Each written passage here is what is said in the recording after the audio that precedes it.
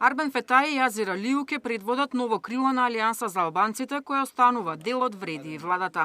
Таравари останува без довчерашните најблиски соработници по одлуката да оди во опозиција и да соработува со ДУИ.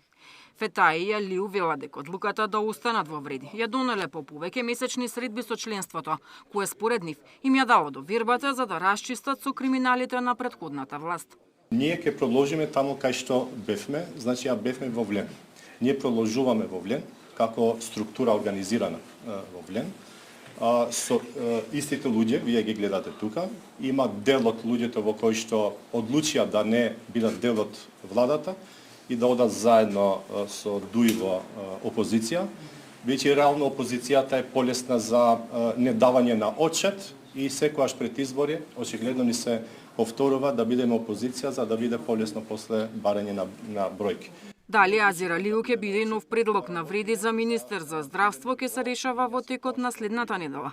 Се уште не е разговарано на таа тема, најверојатно деновите, бидејќи во овој период ние бевме многу активни, како што рековме во нашиот текст, секогаш крајниот збор го има граѓанинот и ние бевме на терен за да ги консултираме за хаосот во кој што се случи во нашата партија. Иако без конкретна бројка, Фетаи и Алију тврдат дека зад нив стои поголем дел од членството на Алијанса.